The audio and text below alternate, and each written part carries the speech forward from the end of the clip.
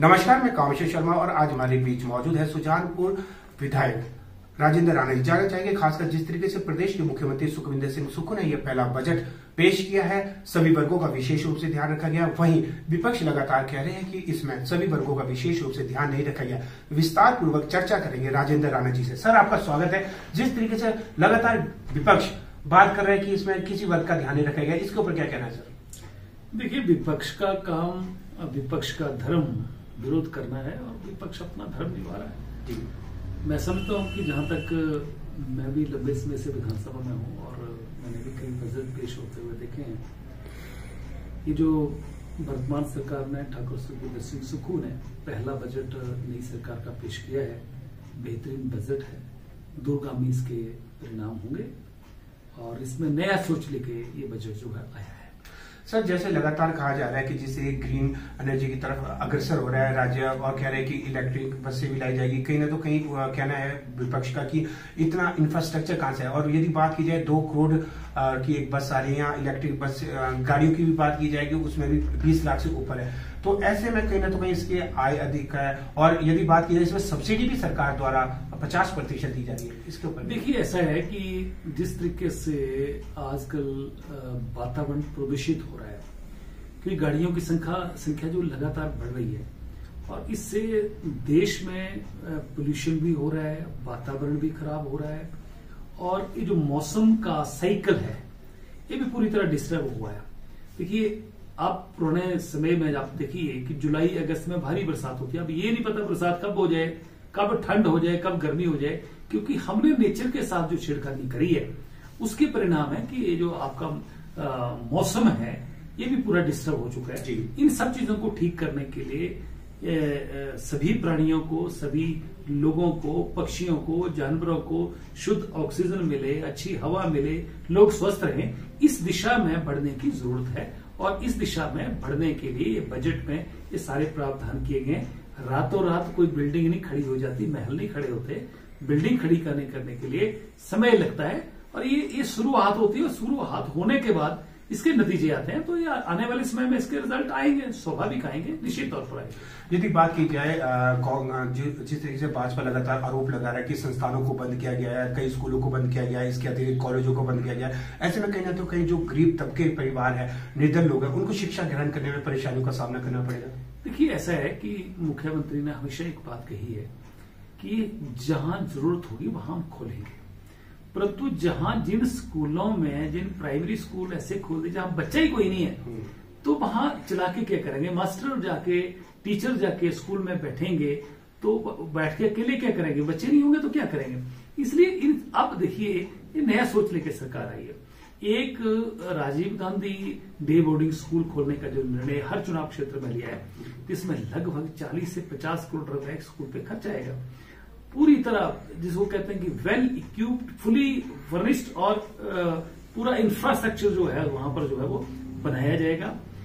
Even की जहां पानी की व्यवस्था होगी, स्विमिंग पूल बनाए जाएंगे, खेलने की हर तरह की व्यवस्था होगी और बच्चों को डे बोर्डिंग भी होगा।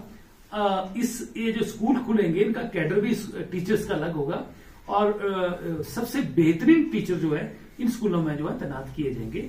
मैं समझता हूं कि बच्चों को 10 स्कूलों की बजाय एक स्कूल हो, बच्चे वहां गुणवत्ता वाली शिक्षा पहुंचाए जाए, इंफ्रास्ट्रक्चर पूरा हो, टीचर पूरे हों और बच्चों को पूरा वहां सुविधाएं हो, ताकि हमारे बच्चे अच्छी एजुकेशन लेके जीवन में आगे बढ़े। इस दिशा में काम किया जा रहा है। जहां तक संस्थान बंद करने की बात है, संस्थान जहां बजट का प्रावधान नहीं है, वहां जो स्टाफ की तैनाती होती है वो पोस्ट इंस्ट्रक्शन नहीं है, तो इस तरीके से आनन फानन में सरकार जाते जाते जो खोल गई है और एक पॉलिटिकल एक एजेंडा लेके पॉलिटिकल फायदा लेने के लिए जो खोले गए हैं, उस दृष्टि से खोले और दोबारा जहां जहां जरूरत है और जहां लग रहा है सरकार को कि हम लोगों की सुविधा के लिए दोबारा खोलने चाहिए, वो दोबारा खोल भी रहे।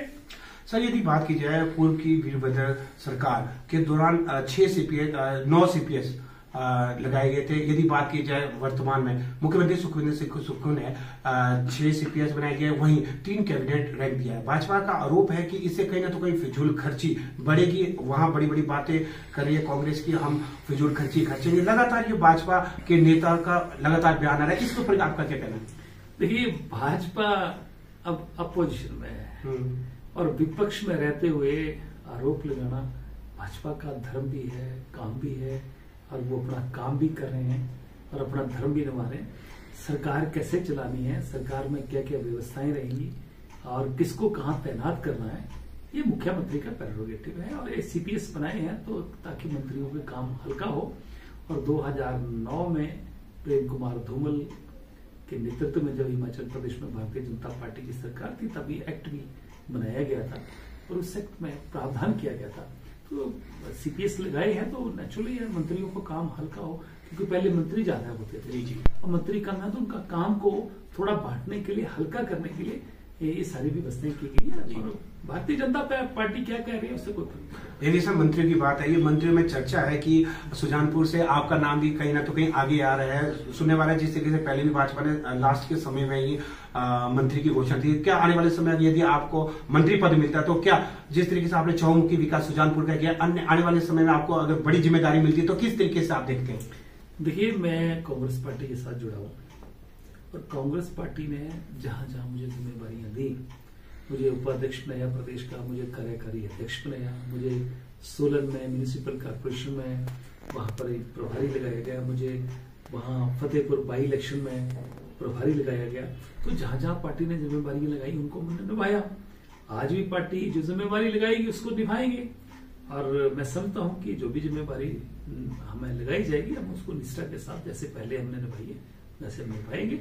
हम पार्टी के कार्यकर्ता हैं और पार्टी का जो आदेश होगा उसको निभाएंगे। नहीं, 100 बात की ये बात है, पार्टी के पदाधिकारी जो भी जिम्मेदारी देंगे उसको बखूबी निभाएंगे। और यदि बात की जाए 100 बात की एक बात, बजट सभी वर्गों का विशेष रूप से ध्यान रखा गया है और आने वाले समय में और जिन संस्थानों को लगता है कि वहां पर खोलने की आवश्यकता, उन संस्थानों को खोला जाएगा।